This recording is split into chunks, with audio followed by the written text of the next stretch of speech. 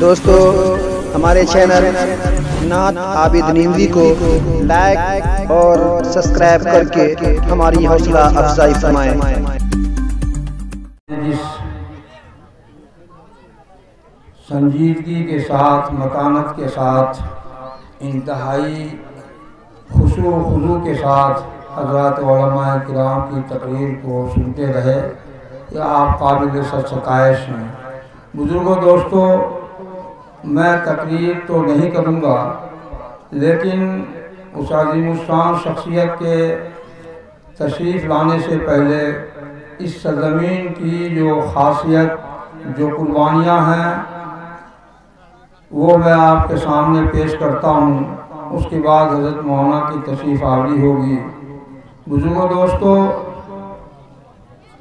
سن 1963 میں دارالعلوم دیوبند پہنچا۔ 8 بجے صبح کا وقت تھا۔ الجمعیت، روزنامہ الجمعیت دیکھنے کا اتفاق ہوا۔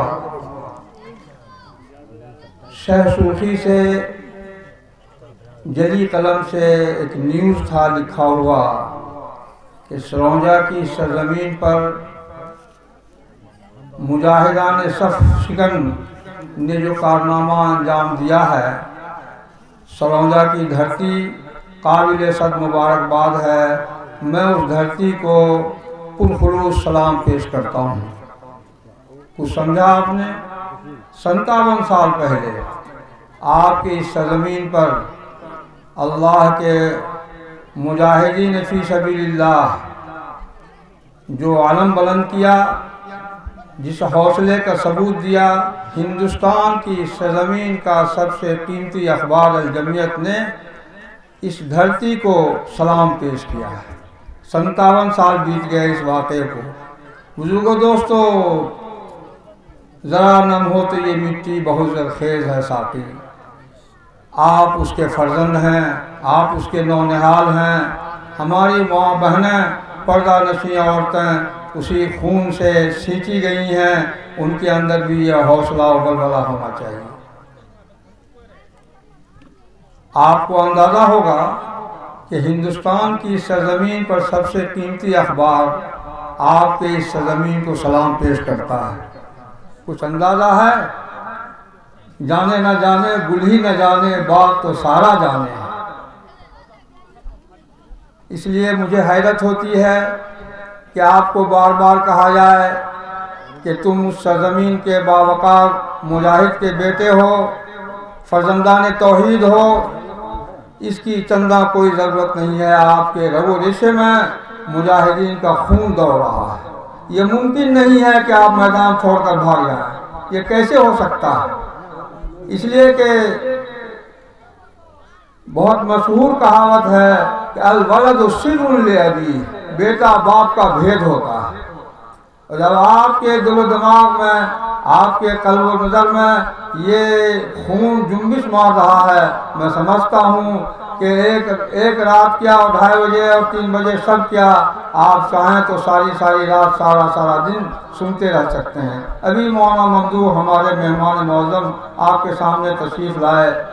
ماشاء اللہ سارے مجمع میں ایک سکوت کا عالم تھا، اور میں سوچ رہا تھا کہ آواز کچھ ایسی کہ ریشم کی طرح نرم، اور دریاؤں کے جس سے دہل جائے وہ طوفان۔ دراصل ہوا یہ کہ بجلی کا جب بجلی سے ٹکراؤ ہوتا ہے تو بجلی میں کڑک پیدا ہوتی ہے۔ تو مولانا ممدوح معزز مہمان ہیں، شاید بلند شہر سے تشریف لائے ہیں، تو یہ سرزمین کی خاصیت ہے کہ ان کو بھی جولانیت آ گئی۔ بزرگوں دوستو، میں نے آپ کو آپ کی سرزمین یاد دلائی، اپنے مجاہدین مرحوم کی یاد دلائی، جنہوں نے کم من فئۃ قلیلۃ غلبت فئۃ کثیرۃ باذن اللہ کا مصداق بن کر اس سرزمین کو پورے ضلع کے لیے ہمیشہ کے لیے ایک روشنی دکھلائی۔ یہ وہ سرزمین، تو ہی ناداں چند کلیوں پر قناعت کر گیا، ورنہ گلشن میں علاج تنگی داماں بھی ہے۔ آپ شیر کے بچے ہیں، لیکن مصنوعی طور پر آپ کو بتلایا گیا کہ تم شیر کے بچے نہیں ہو، بکری کے بچے ہو، تو میں کر رہے ہیں۔ ارے انہیں کیا ضرورت ہے کچھ کہنے کی؟ یہ تو اس باپ کے بیٹے ہیں جہاں اس سرزمین نے خون پیش کیا ہے اسلام کے لیے، ایمان والوں کے لیے۔ سرکار دو عالم صلی اللہ علیہ وسلم نے فرمایا کہ خیرکم من الناس من ينفع الناس۔ بہت چھوٹی سی حدیث ہے جناب محمد رسول اللہ صلی اللہ علیہ وسلم کی۔ اس روئے زمین پر وہی انسان، وہی ایمان والا سرخرو رہے گا، کامیاب رہے گا، کامرا رہے گا، جو انسان کے لیے نفع بخش ثابت ہوگا۔ آپ اپنے آپ کو سکیڑ لیں گے، آپ اپنے محلے کو، اپنے سماج کو، اپنے ضلع کو، اپنے علاقے کو نفع بخش نہیں بنیں گے، آپ کی ضرورت بھی باقی نہیں رہے گی۔ کیلا کو دیکھا آپ نے؟ کیلا ایک مرتبہ پھل دیتا ہے اور اس کے بعد اس کا پھل بند ہو جاتا ہے، اسے آپ کاٹ دیتے ہیں۔ کیوں بھائی ایسے ہی ہوتا ہے نا، کیلا کو کاٹ دیا جاتا ہے، ایک مرتبہ پھل آیا اس کے بعد کاٹ دیا۔ لیکن آپ آم کو سینچتے ہیں، ہر سال اس میں پھل آتا ہے، انواع اقسام کے پھل لگتے ہیں، تو آپ اسے مالدہ اور بہشت اور کیا نام رکھتے ہیں۔ بزرگوں دوستو، اس سرزمین پر وہی قوم باقی رہے گی جو نفع بخش بنے گی۔ آپ اپنے آپ کو نفع بخش ثابت کریں، دوسروں کے کام آئیں، اور یہ کہ صاحب ہم 25 لاکھ ہیں، 25 کروڑ ہیں، پھر بھی ہم بلی ہیں، پھر بھی ہم بکری ہیں۔ قرآن پاک نے فرمایا خبردار ایمان والو، یہ بات نہ کہنا کم من فیۃ قلیلۃ غلبت فیۃ کثیرۃ باذن اللہ۔ اگر تمہارا حوصلہ بلند ہے، اگر تم صاحب ایمان ہو، اگر تمہارے اندر شجاعت و دلیری اور بہادری ہے، تو تم مٹھی بھر ہی بہت کافی ہو۔ وہ اس سرزمین نے کر کے دکھلایا ہے۔ میں اس تصویر میں جانا نہیں چاہتا، صرف آپ کو یاد دہانی کرا دی، اپنے ماں بہنوں کو یاد دہانی کرا دی کہ اس شیرنی کا بچہ کبھی ہلاڑ سے اور کبھی دیگر سے ڈرتا نہیں۔ بزرگوں دوستو، آپ کو اس روئے زمین پر سب سے پہلے جس وقت مسلمانوں کا یہاں نام و نشان نہیں تھا، خواجہ اجمیری تشریف لائے۔ آپ کو معلوم ہے اس زمانے میں مہاراج جے راج اور اس زمانے کے جو بادشاہ راجا تھے یہاں، اس نے ہر طرف سے خواجہ اجمیری کو دبانے کی، مارنے کی سازش رچی، لیکن ناکام ہو گیا۔ ایک اللہ والا، ایک مائی کا لال خواجہ اجمیری، اور اس روئے زمین پر اس طریقے سے انہوں نے محنت کی، وہ قرآن کی محنت تھی۔ آپ ان کی تاریخ پڑھیں گے تو آپ کو معلوم ہوگا کہ طبلہ ڈوگی اور حال و قال کچھ نہیں آتا تھا، بس ہر وقت قرآن پاک پڑھتے رہتے تھے، اور محبوب کا کلام، اللہ رب العزت کے کلام سے اتنی محبت تھی ان کو کہ 24 گھنٹہ قرآن پاک کی تلاوت کرتے تھے۔ ایک مرتبہ آپ میدان میں تشریف فرما تھے، وہاں کچھ لوگ بیچارے دبے کچلے لوگ بیٹھے ہوئے تھے، سامنے سے ایک بھنگی میلہ کو لے کر جا رہا تھا۔ انہوں نے ایک آدمی کو بھیجا، اس بھنگی کو بلاؤ۔ اس نے کہا کہ بھائی میں اس لائق نہیں ہوں کہ اس مجمع میں جا سکوں، میرے سر پر تو گندگی کا ڈھیر ہے۔ تو انہوں نے کہا ٹھیک ہے، تم گندگی رکھ کر کے آ جاؤ۔ وہ بھنگی گندگی رکھ کر آیا۔ حضرت خواجہ معین الدین اجمیری نے انہیں اپنے پاس بلایا اور کہا کہ تم اپنے آپ میں یہ کسک کیوں محسوس کرتے ہو؟ تم میرے بھائی ہو، تم میرے بھائی ہو، اور انسان میں کوئی فرق نہیں ہوتا، اسلام کی یہی تعلیم ہے۔ انہوں نے اپنی بغل میں بٹھا کر اس کے منہ میں لقمہ ڈالا، اپنے ہاتھ سے لقمہ ڈالا۔ کہنے کی تو بہت ساری باتیں ہیں، آپ اپنے آپ میں اب جائزہ لیجئے کہ آپ نے کتنا نفع پہنچایا ہے سروجہ کی سرزمین کو، علاقے کو کیا نفع پہنچایا ہے۔ اسی اعتبار سے اللہ تعالیٰ کی نعمت بھی آسمان سے اترے گی۔ آپ کے حالات پر، آپ کے معاملات پر اللہ کی نعمت اترتی ہے۔ آپ اگر لوگوں کے لیے نفع بخش ہوں گے، آپ کو سینے سے لوگ لگائیں گے، اور آپ جب اپنے آپس میں خود لڑیں گے، آپس میں ریشہ دوانی کریں گے، تو بتلائیے آپ سے محبت کون کرے گا؟ لوگ آنا چاہتے ہیں اسلام کے دائرے میں، کلمے کی محبت میں، لا الہ الا اللہ محمد صلی اللہ کو پڑھنا چاہتے ہیں، لیکن ہو کیا رہا ہے؟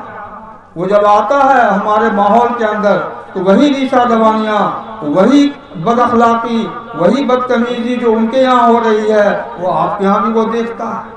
وہ کہتا ہے آخر اسلام میں ہم آ کر کیا کریں گے، ہمارا راستہ تو بند ہے۔ اس لیے بزرگوں دوستوں، صرف ایک بات، آج اس اسٹیج پر، اس سامیانے کے نیچے فیصلہ کر لو کہ اے اللہ ہماری باقی ماندہ زندگی جو بچ گئی ہے ہم اللہ کی راہ میں لگائیں گے، یا تن رسد بجانا یا جان تن برائے، یا میری جان رہے گی یا اسلام کا کلمہ بلند ہوگا۔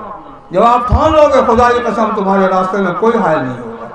اللہ تبارک و تعالیٰ کا حوصلہ بندے کے حوصلے کے ساتھ ہوتا ہے۔ جب آپ بدلنے کی کوشش کریں گے اللہ تعالیٰ آپ کو بدل دے گا۔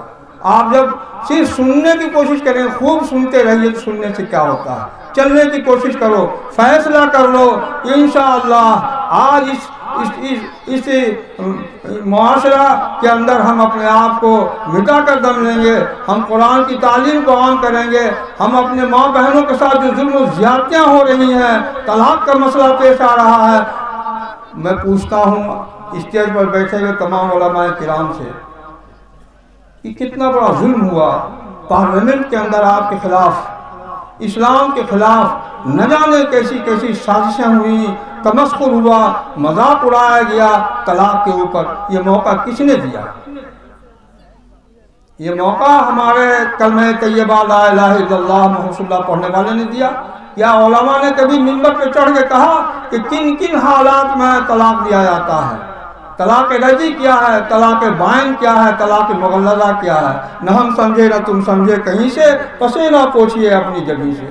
ارے ہم نے تو خود کلمہ کو رسوا کیا ہے اور اس رسوائی کے بدلے میں ہماری رسوائی ہو گئی ہے۔ ہم بانی ہیں فساد کے، کوئی دوسرا بانی نہیں ہے۔ جب ایک بلکتا ہوا بچہ، ایک معصوم بچی اپنے ماں کے سینے سے دب کر چپک کر روتی ہے اور ماں بھی روتی ہے، جب اسے طلاق دے دیا جاتا ہے تو عرش اللہ کا عرش اعلیٰ جنبش میں آتا ہے، اللہ تعالیٰ کا عرش کانپنے لگتا ہے کہ یہ ظالم تم نے یہ کیا کر دیا، بسایا گھر اجاڑ دیا۔ آپ کی غیرت کو للکار ہے، اصلاح معاشرہ میں آپ قسم کھا کر اٹھیں اے اللہ میں توبہ کرتا ہوں اپنی تمام تر گناہوں سے کہ میں ایسی غلطی نہیں کروں گا۔ اپنے بھائیوں سے کہیے، اپنے بچوں سے کہیے، اسلام کی تعلیم کی روشنی میں اسلام نے کیا کیا اسٹیج بنایا ہے، آپ اسے اپنی جوتی کے ٹھوکر میں رکھتے ہیں؟ کیا وہ اس کو ماں نے غلام پیدا کیا؟ وہ بھی آزاد ہے، تم جیسے آزاد ہوگا۔ لہن مثل الذی علیہن بالمعروف، قرآن پاک نے برابری کا حق دیا ہے، ایک نیا پیسہ حق کم نہیں دیا ہے۔ یہ قرآن پاک کا انقلابی تعلیم ہے کہ اے لوگوں خبردار خبردار، اپنی عورتوں کے بارے میں کوئی غلط بے راہ روی اختیار مت کرنا۔ حضور اکرم صلی اللہ علیہ وسلم نے فرمایا کہ اے لوگوں اپنی بیوی کے ساتھ وَلِنَفْسِكَ عَلَيْكَ حَقٌّ وَلِزَوْجِكَ عَلَيْكَ حَقٌّ، تمہارے نفس کا تمہارے اوپر حق ہے، تمہاری بیوی کا تمہارے اوپر حق ہے، اور تمہارے ماں باپ کا تمہارے اوپر حق ہے۔ یہ سارے حقوق کو پاؤں تلے ہم رونگتے ہیں۔ ارے میاں یاد تو کرو، شب قدر میں دو ٹوک لفظوں میں اللہ رب العزت نے فرمایا کہ ماں باپ کی خدمت نہ کرنے والا اور ماں باپ کو ظلم و ستم سے ستانے والا، ماں باپ کو ذلیل کرنے والا، اپنے گھروں سے نکالنے والا، خبردار اس کی توبہ ہم کبھی قبول نہیں کریں گے۔ اور ہم ہیں کہ ماں باپ پر ظلم کرتے ہیں، ہم ہیں کہ اپنی بیویوں پہ ظلم کرتے ہیں۔ یاد رکھنا کل میدان محشر میں تمہاری رسوائی ہوگی۔ توبہ کرو اے اللہ، اب آئندہ ایسی غلطی نہیں ہوگی۔ یہ مقام توبہ ہے۔ اللہ تعالیٰ فرماتے ہیں کہ اے بندو ہم تو معاف کرنے کے لیے تیار ہیں، تمہیں کیا ہو گیا ہے کہ تم معافی نہیں مانگتے؟ شیطان نے کہا کہ ہم آپ کے بندے کو بہکائیں گے، ہر جہاں طرف سے، اتر سے، دکھن سے، پورب سے، پچھم سے۔ اللہ تعالیٰ نے فرمایا کہ اے شیطان رجیم، تو میرے بندے کو نہیں بھٹکا سکتا ہے۔ تو نے دو سمت جو باقی رکھا، اوپر کا سمت اور نیچے کا سمت، جب میرا بندہ عفو درگزر سے آنسو کا دو قطرہ بہائے گا، دریائے رحمت جوش میں آئے گی، وہ ہاتھ اٹھائے گا کہ اللہ تو نے کہا تھا کہ تو ہاتھ اٹھائے گا میں تیرے گناہوں کو معاف کروں گا۔ تو سجدے میں آنسو کا قطرہ گرائے گا، وہ آنسو نہیں ہوگا، وہ ہیرے اور جواہرات اور موتی ہوں گے۔ اللہ تعالیٰ کو عرش الہی جھوم اٹھے گی کہ آج اس بندے نے آنسو کا 2 قطرہ گرایا ہے۔ اللہ تعالیٰ فرماتے ہیں کہ اے بندو، آسمان پہ جتنے ستارے ہیں اور زمین کے اندر جتنی کنکریاں ہیں، سمندر میں جتنے پانی کے موج ہیں، قطرے ہیں، میری دریا رحمت کے سامنے وہ کچھ بھی نہیں ہے۔ تم ہاتھ اٹھا کر کے دیکھو، ہماری رحمت کو جوش آئے گا، ہم تمہارے ساری خطاؤں کو معاف کریں گے۔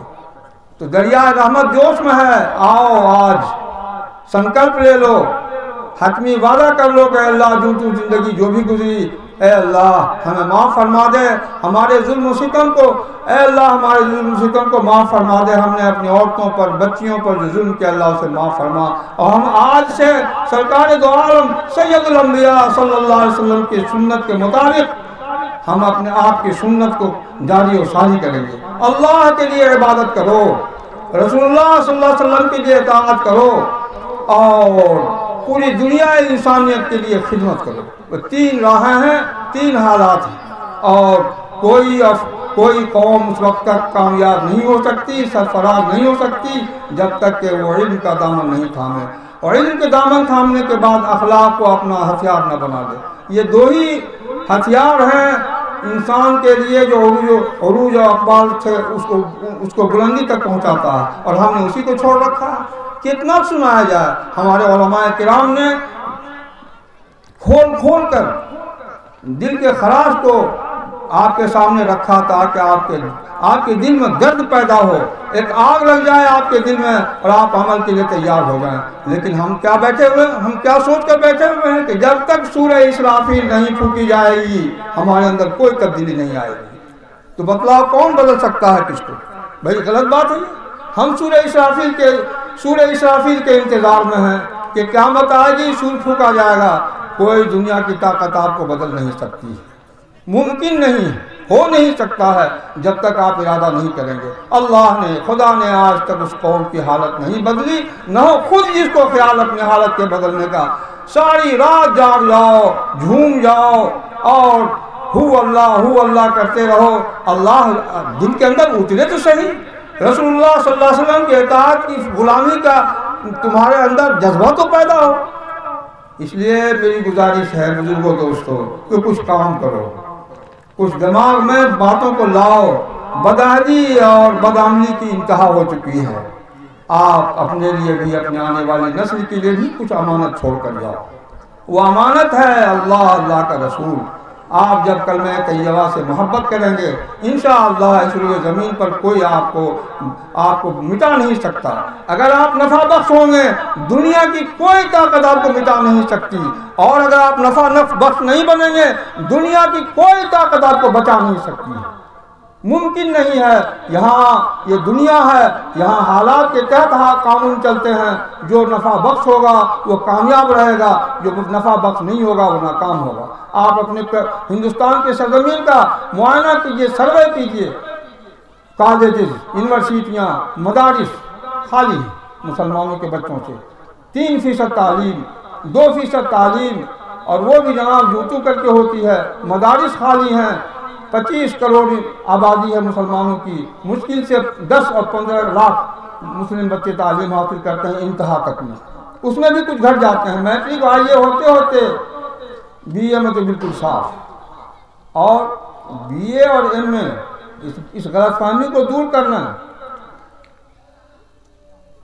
خدا کا نور جب تک دل میں نہیں اترے گا اور دل کا نور جب تک آنکھوں میں نہیں آئے گا کوئی کام نہیں بن سکتی ہے۔ علماء کرام صرف اتنا چاہتے ہیں کہ خوب ترقی کرو، خوب پڑھو، I A M A matric science سب کرو، لیکن رہے رسول کے قدموں پہ سب خدا کے لیے، رہے رسول کے قدموں پہ سب خدا کے لیے، بس تم کامیاب ہو جاؤ گے۔ میں نے حضرت مولانا کے تشریف آوری سے پہلے کچھ باتیں، کچھ دل خراش باتیں آپ کے سامنے رکھی ہیں۔ ایک بات اور عرض کر دوں پھر مولانا تشریف لائیں گے کہ دیکھو کام کرنے والوں کی قدر کرو۔ اگر نہیں پہچانو گے کہ میرا کون ہے، میرے لیے نفع بخش کون ہے، تو کیسے آپ کو بات سمجھ میں آئے گی۔ یہاں سے 2 میل کے فاصلے پر سہولی ایک گاؤں ہے آپ کے بغل میں، تیسرے سال وہاں بڑے خطرناک حالات ہو گئے تھے۔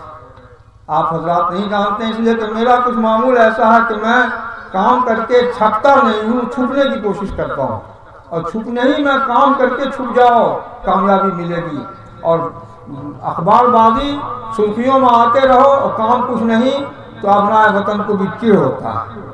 اس لیے کام کرنے کی کوشش کرو۔ ایسے وہاں کے حالات ہوئے، قبرستان روڈ کے بغل میں 1 بیگھہ 5 کٹھا قبرستان، اور کسی کو کچھ پتہ نہیں، حالات اتنے سنگین ہوئے، ڈی ایم صاحب نے لکھ کے دے دیا کہ وہاں دلت کا مکان بنے گا، دلت کا مکان بنے گا۔ وہ کون سی سرزمین ہوگی؟ تو وہ قبرستان کی سرزمین ہوگی، اسے دکھلایا کہ یہ غیر مدر و عام ہے۔ وہ 100 سال کا قبرستان آپ کے بغل میں ہے۔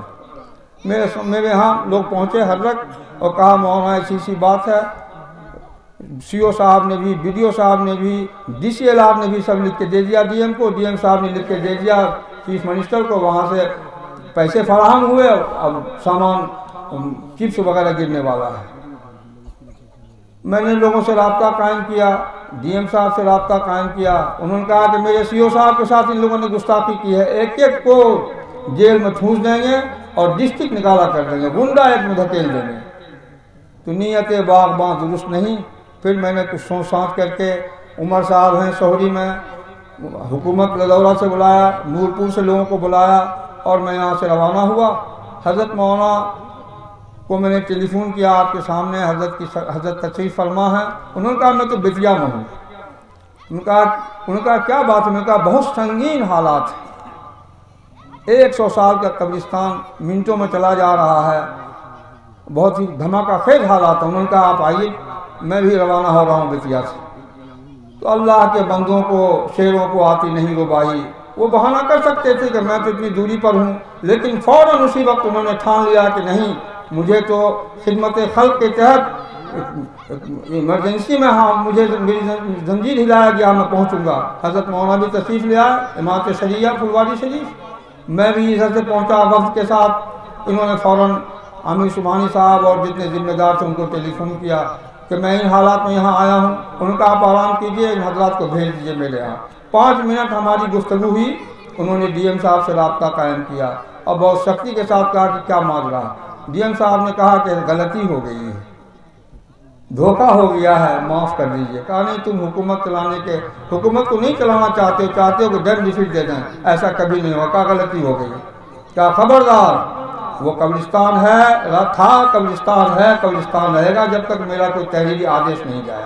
تو بزرگوں دوستو، جب اللہ کے بندوں کے دل میں درد ہوتا ہے، جب قائد کو اس کا احساس ہوتا ہے، ماں کے سینے میں اگر ماں کا سینہ اگر جوش مارتا ہے تو دودھ چھلکتا ہے، بچے کے منہ میں دودھ لگتا ہے، وہ سیریاب ہو کر کے دودھ پیتا ہے۔ کام کرو کام۔ علماء بھی آپ کے سامنے موجود ہیں، آپ بھی کروٹ لیں، آپ بھی بدلیں، اپنے اندر انقلاب پیدا کریں۔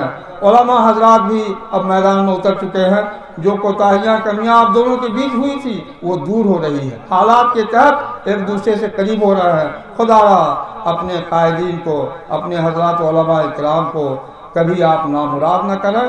ان کی عظمت و تقدس کو جب آپ بحال رکھیں گے، اللہ تعالیٰ آپ کو کامیابی عطا فرمائیں گے۔ وہ ذات گرامی آپ کے سامنے موجود ہیں۔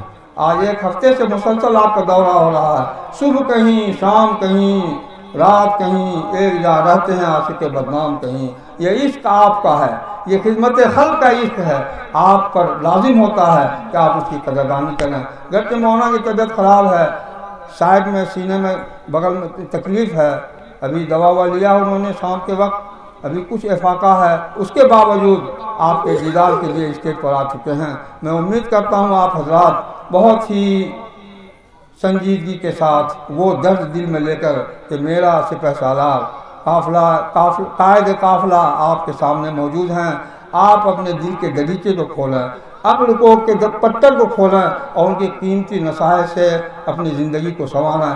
میری ماں بہنیں بھی ذرا کروٹ لے لیں اور ہوش میں آ جائیں کہ ہمارے قائد ہمارے سامنے ہیں، جو کچھ بولیں اس کو حفظ جاں بنائیں۔ اللہ تبارک و تعالیٰ ہم سب کو عمل کرنے کی توفیق عطا فرمائے۔ اور ایک دم یہ سامیانہ، یہ اسٹیج، یہ تو بہت سارے اس گاؤں میں، دوسرے گاؤں موجود ہے، کنکو میں ہی موجود ہیں، لیکن اصلاح معاشرہ اور حضرات علماء کرام کا آمد، آپ جب اس کو اس انداز سے دیکھیں گے کہ نہیں یہ تو نسخہ کیمیا ہے جو حضرات علماء کرام نے فرمایا، ہم اس کو گرہ باندھ کر اپنی زندگی کے لیے التجا بنائیں گے، انشاءاللہ تبدیلی آئے گی۔ اللہ تبارک و تعالیٰ سننے سے زیادہ عمل کرنے کی توفیق عطا فرمائے۔ وآخر دعوانا الحمدللہ رب العالمین۔